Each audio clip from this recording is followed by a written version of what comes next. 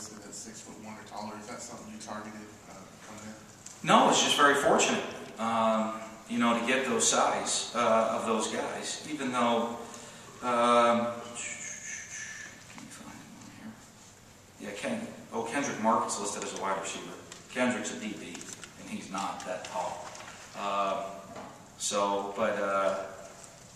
You know, when you look at those things, I think that's just a fortunate deal for us. We've been able to get some bigger defensive backs. You know, we played with some bigger defensive backs with the likes of, you know, the John Banks that plays for us right now. I think that length kind of helps you a little bit out there on the field. Let's try it this way. For a guy that wants to dominate the in-state talent, instead of Mississippi, you get one of the top 5 and 2 of the top 10 in the state. So just talk about Who's top 10?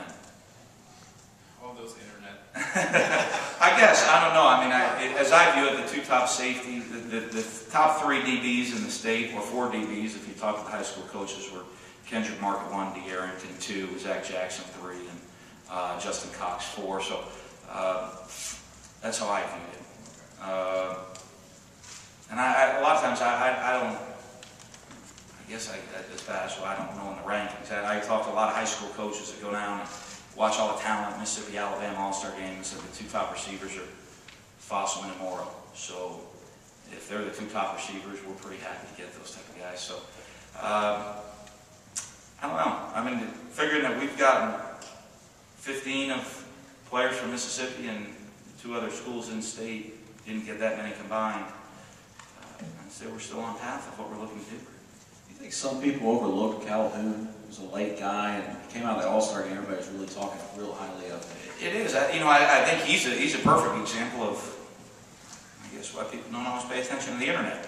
You go evaluate a young man that, I guess, coming into his senior year wasn't rated very high, so nobody was going to pay attention to him. We recruited him throughout the year, paid attention to him. He had the opportunity to go play in an All-Star game against maybe better talent or the ability to show his skills than he was able to do on a weekly basis, even though when you watch him perform, playing receiver, playing running back, playing quarterback, playing corner, doing all these different things on the field, again, that we look for in recruiting football players.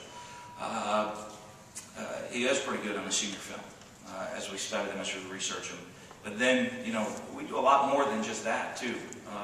We go way beyond that. When you talk to people at high schools, you know, you go into that high school and almost everybody comes up to you and talks to you about how great a young man he is, what a great worker he is on the field, what a great role model he is for people off the field. That a lot of that goes into our evaluation of recruiting. And, you know, to me, that is our process as coaches that maybe people on the outside never see.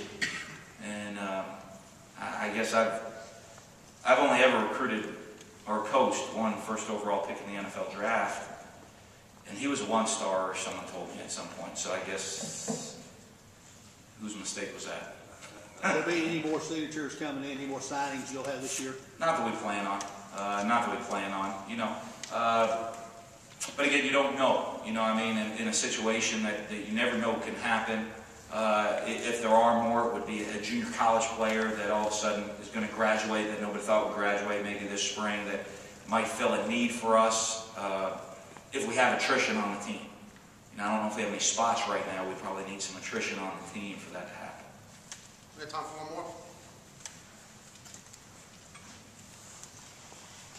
Who pays the gray shirts away to school, Coach? Well, we don't gray shirt players. So, you know, we try to stay away from that business right there. But you know what? To us, that's part of our evaluation and how we look at and run our program is to make sure that we are doing things, you know, the right way, because that's what's going to help you win in the end. You know, like I said, there's no shortcut to success. Only hard work gets you to the top of the mountain.